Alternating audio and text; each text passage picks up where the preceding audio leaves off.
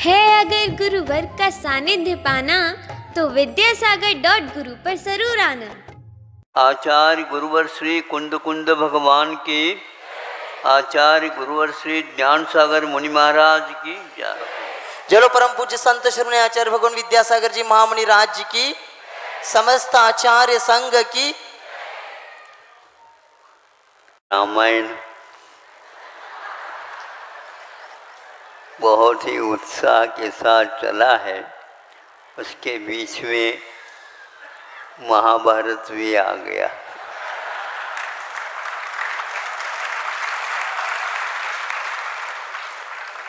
उसको भी मुझे आगे बढ़ाना है और इसके बारे में भी थोड़ा सोचना है। आज गांधी जी के जन्म जयंती सुनते हैं, कौन से दिन कौन सी कुंडली के साथ उन्होंने अपने जीवन की शुरुआत की।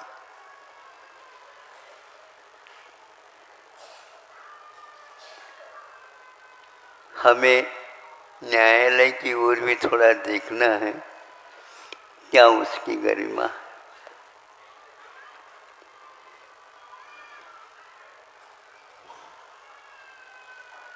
राष्ट्रपति के चुनाव हो गए, किस विधि से होता है ये आप लोगों को ज्ञात है। अब उनको अपना कार्यकाल देने के लिए शुरुआत करते हैं तो वो संकल्प दिलाया जाता है।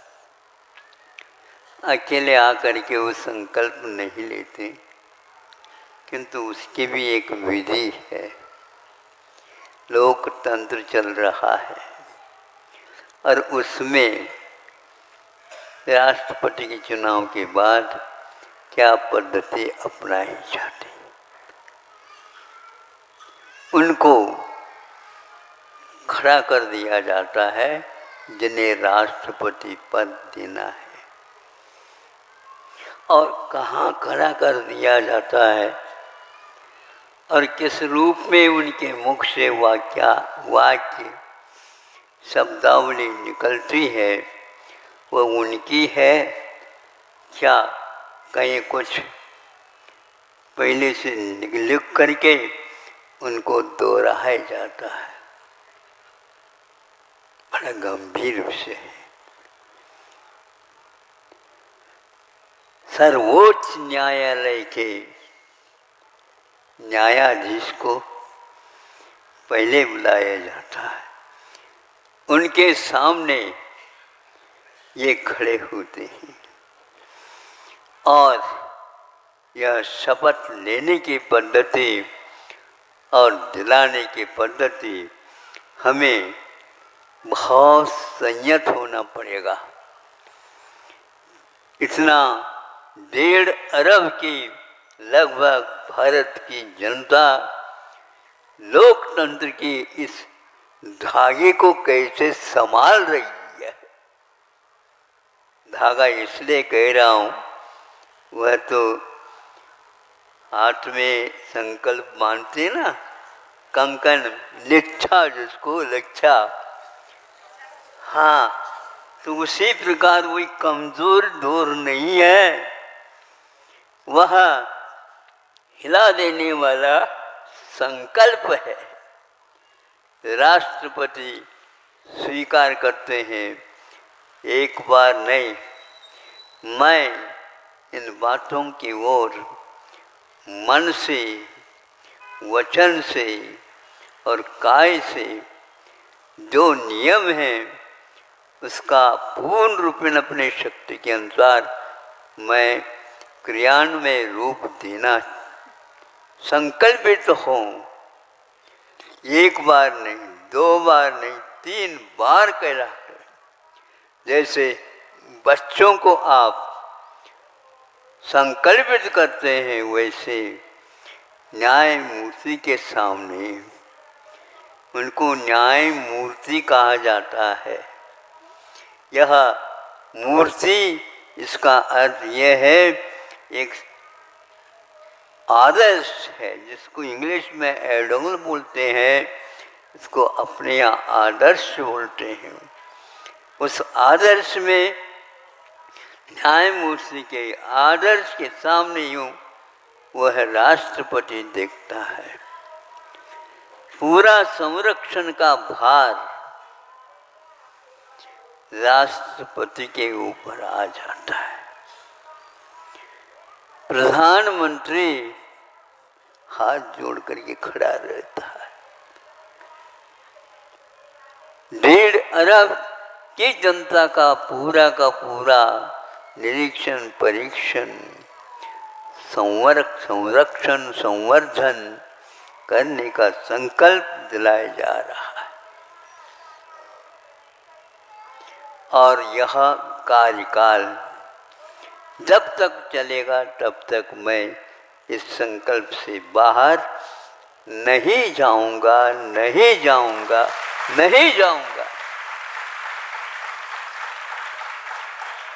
तब कहीं जा कर के सारे राष्ट्र भारत से की ओर देख रहे हैं कि इतना बड़ा लोकतंत्र का ये राष्ट्र संसार भर में कहीं भी नहीं है। यह आश्चर्य नहीं, हकीकत है। यह तो सत्य है, और सत्यमेव जयते कहा जाता है। सत्य का हमेशा हमेशा विजय होता है, लेकिन देर भले ही हो, अंधेर नहीं होता है।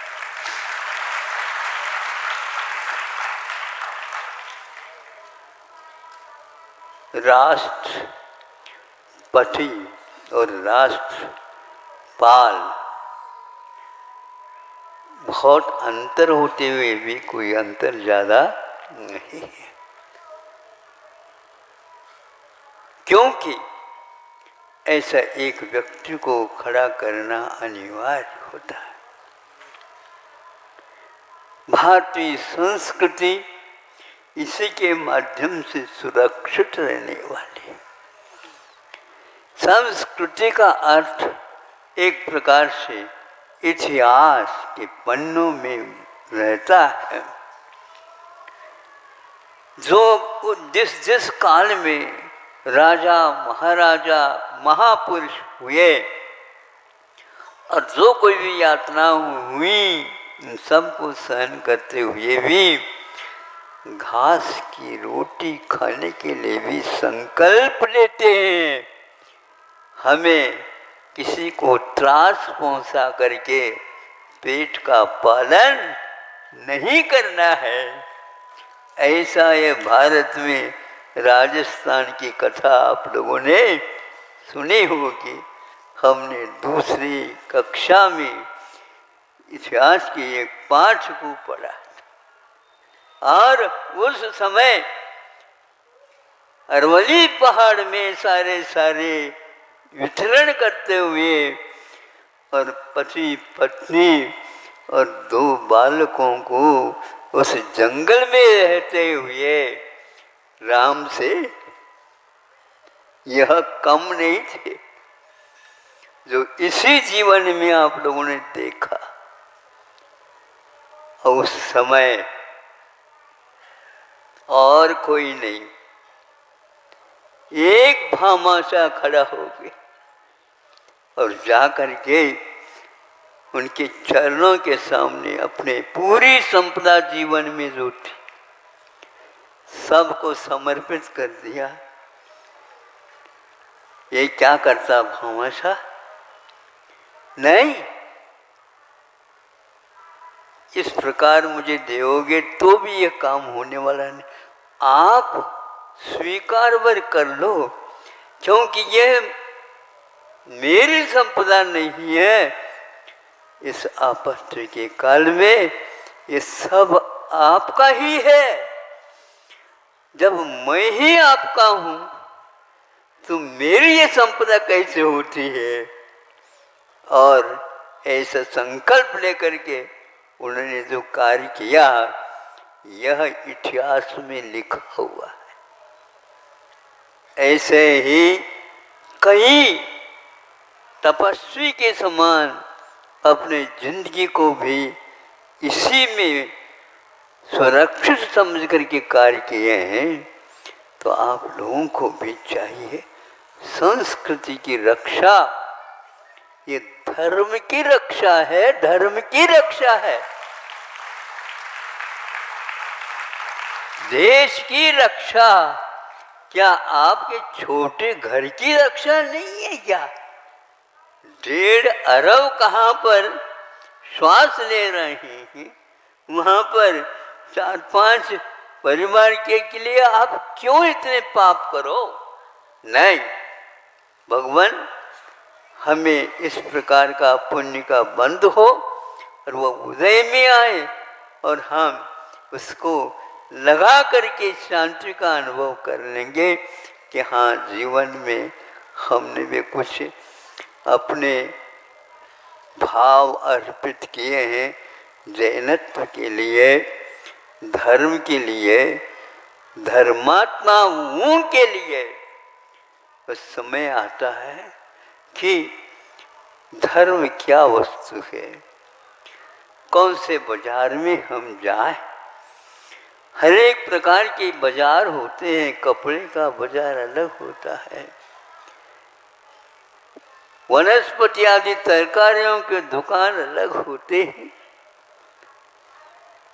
बर्तनों की दुकान अलग होते हैं, और अलंकार में यदि खरीदना चाहते हैं सोना चांदी हीरा जवाहरात के भी बाजार हुआ करते हैं। इसी प्रकार हम इस प्रकार के वस्तुओं को अपने जीवन का समर्पण अर्पण करके उसको लाया जाता। तो धर्म क्या वस्तु है हमें बताओ। महाराज हमें क्यों पूछ रहे हैं? धर्मात्माओं के बिना धर्म का दर्शन कभी भी नहीं हो सकता।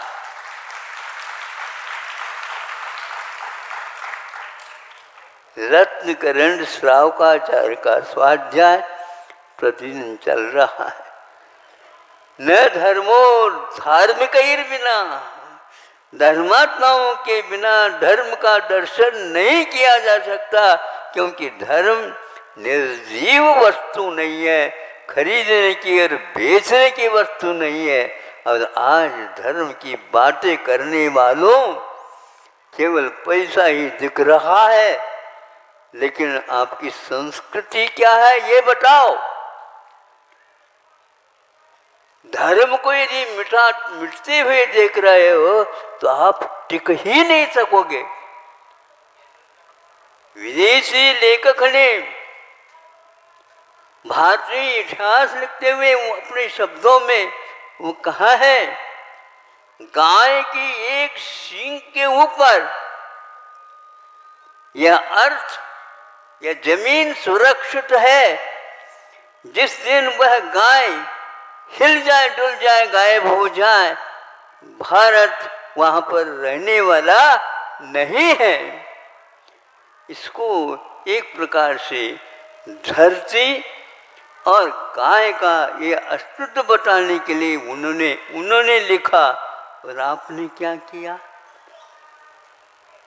केवल पैसे तक सीमित रखते हो। जीवन यदि चल रहा है तो उसके कारण चल रहा है। तो ऐसे भामाशाहों की कमी अभी गायब नहीं है, किंतु संख्या बहुत भी नहीं मिले तो जब देखने के लिए गए जाएंगे तो यहाँ पर एक पाई देने वाला भी होता है, लेकिन भाई वो पाई नहीं है। पाई का अर्थ होता पैर। वह खड़े होने के लिए आपको आधार दे रहा है। उस एक पाई का भी महत्व बहुत होता है। एक पलंग होता है तो 4 पैर लग जाते हैं, और एक पैर नहीं है तो दूसरा पैर भी नहीं, लंगड़ा जाएगा, गिर जाओगे, नींद नहीं आएगी।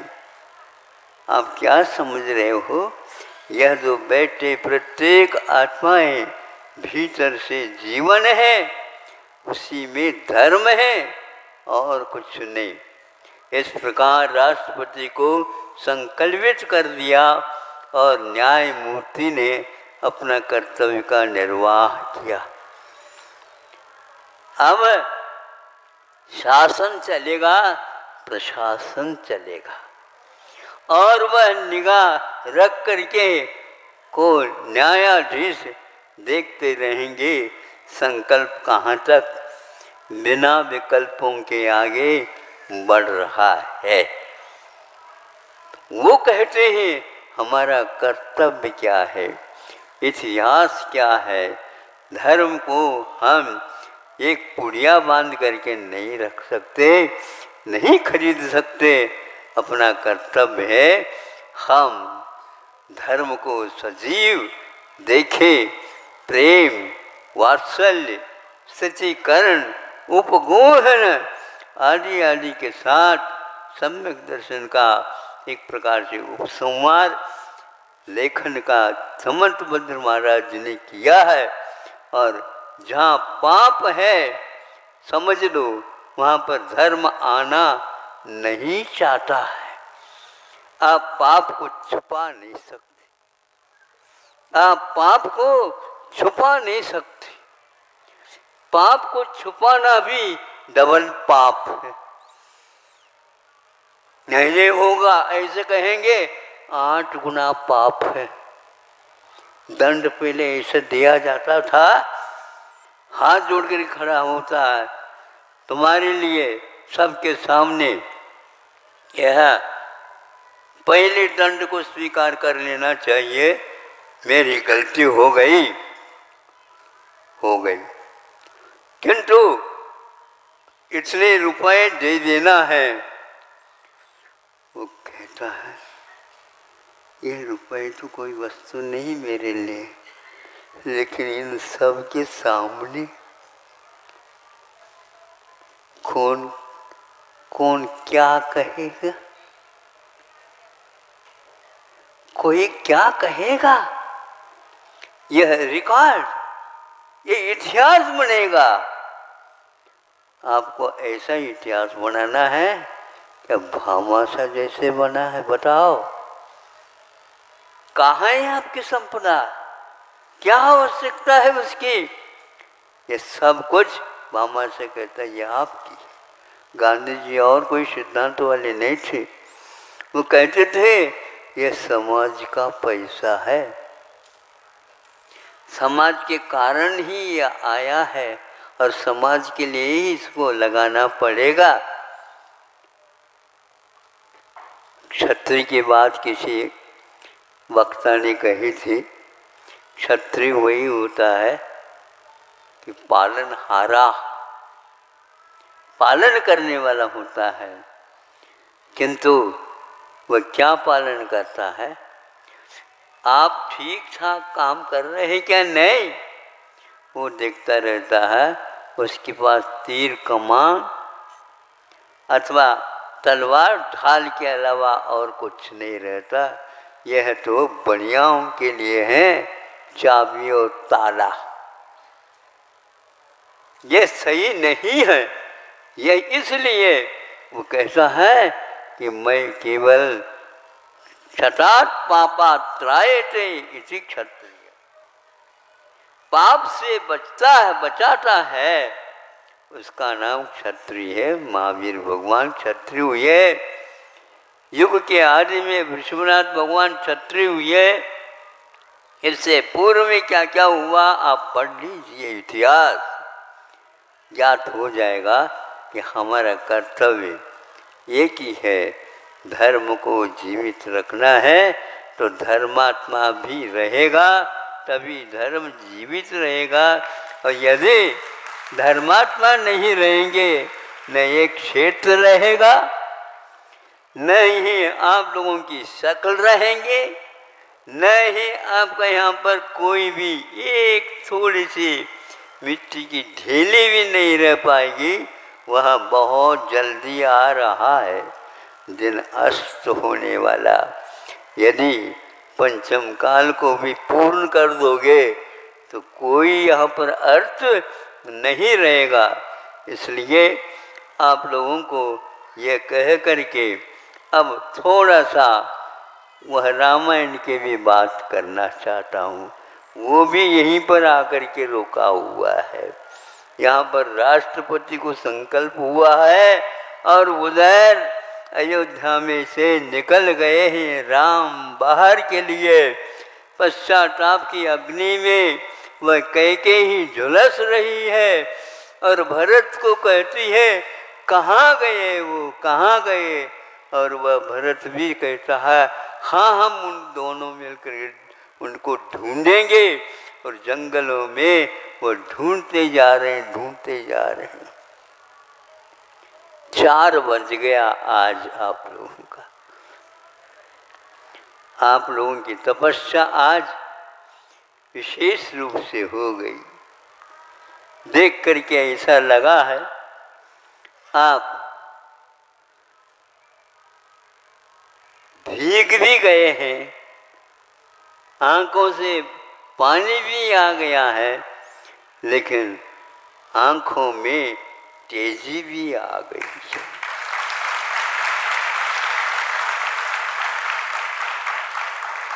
अग्नि दाह इन्हें जलाती भी है, पकाती भी है, आलोकित भी करती है, और भी कई गुण उसके पास है।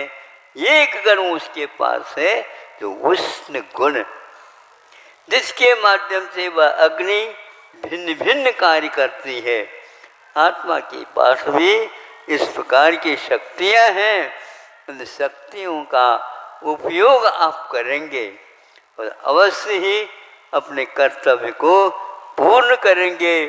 तो समझ लेना यह परीक्षा ऐसी है, 100% नहीं चलता, यानी प्रतिशत में नहीं चलता, किंतु पूर्ण एक के बाद 2 और चाहिए, तभी यह कार्य पूर्ण होता है। मैं 100% नंबर या अंक को ही पास मानता हूँ, और जो है मैं क्या कहूँ, उसको परीक्षा देओ या नहीं देओ एक ही बात है।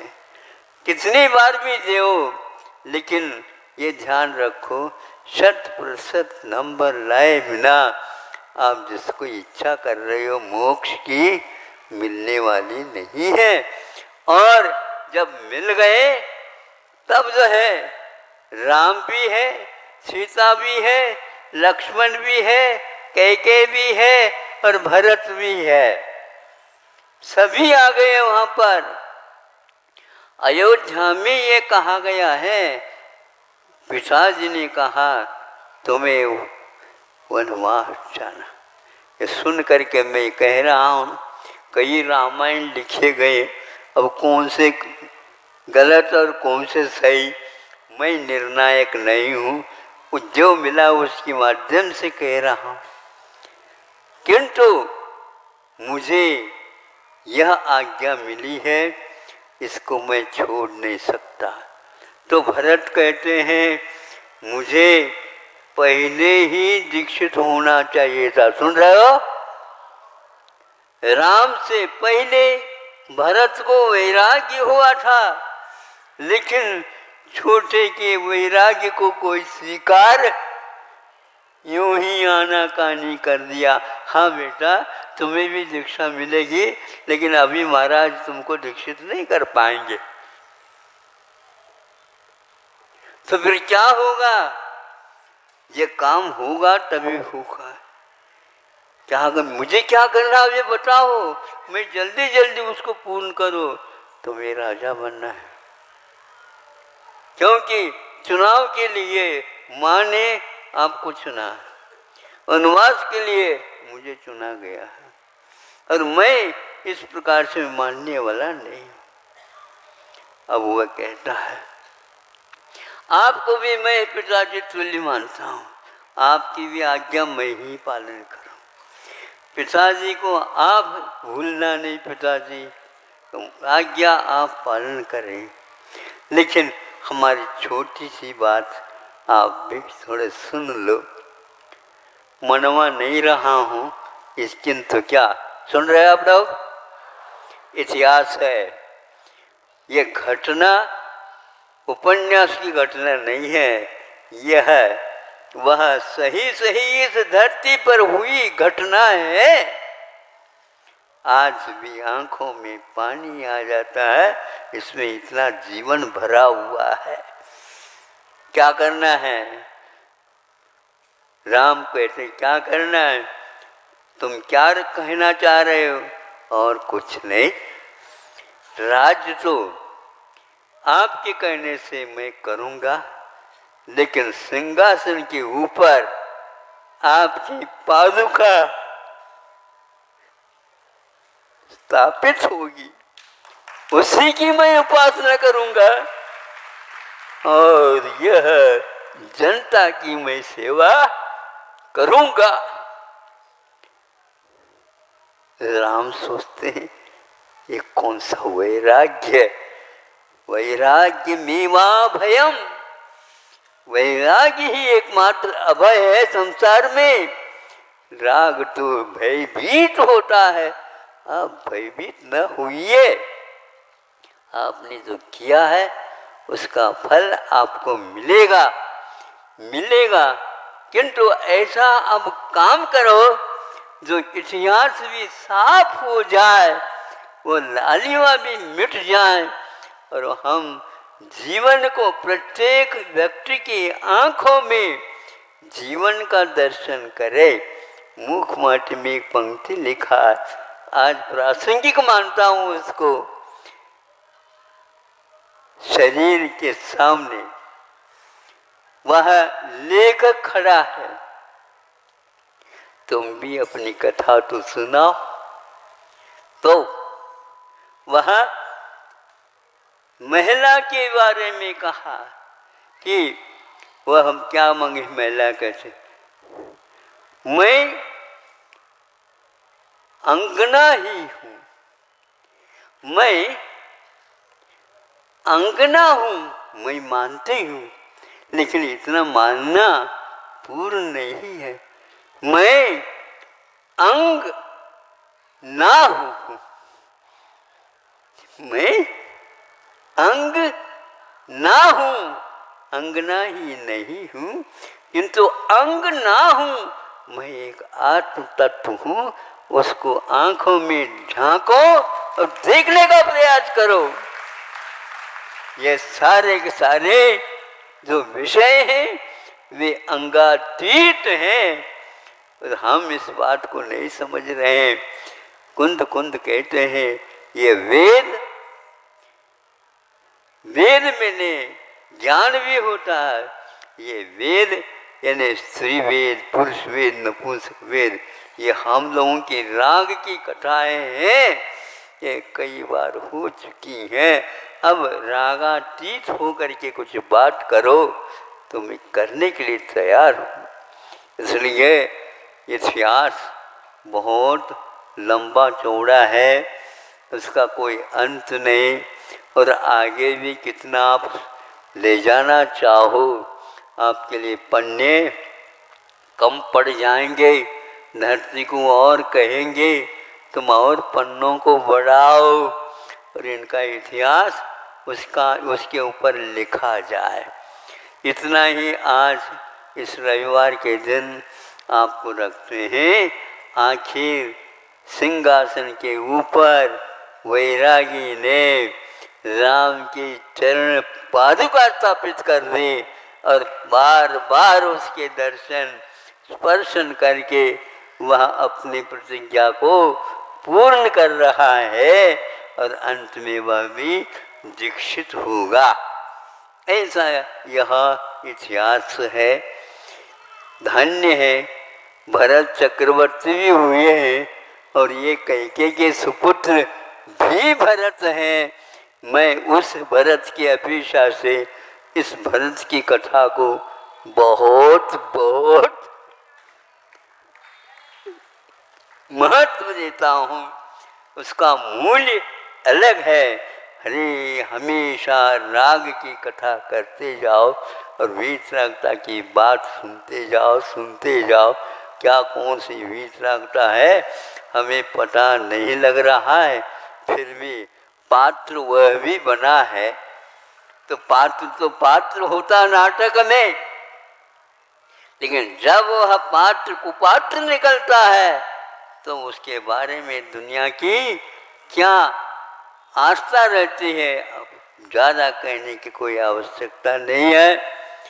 आप लोग बहुत कुछ बातें ऐसे संकोच के कारण नहीं कह पाए। हमने सब नोट कर लिया।